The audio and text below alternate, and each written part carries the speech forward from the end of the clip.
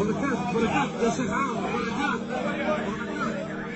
بركات بركات هنا ماشي روح من سقم إلهي واسع الكرم। लीबिया से ताल्लुक़ रखने वाले आमिर के बगैर हज परवाज रवाना नहीं होगी। एक मौज़ाती कहानी। आमिर अब्दुल इस्लाम एक नेक दिल शख्स था। बरसों से हज की ख्वाहिश दिल में लिए मेहनत कर रहा था।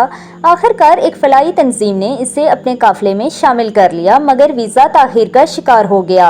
ये शख्स इस साल हज की नीयत से आज़म सफ़र हुआ तो एयरपोर्ट में सिक्योरिटी क्लियरेंस नहीं दिया गया और जहाज़ आमिर के बगैर ही परवाज कर गया।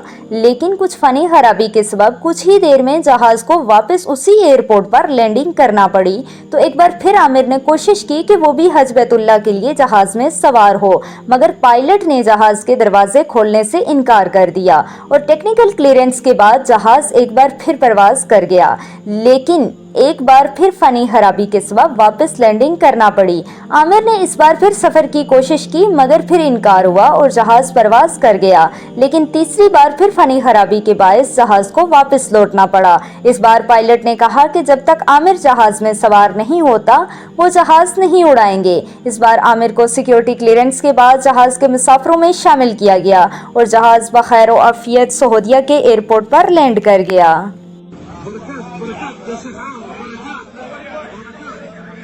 بركات بركات بركات هنا ماشي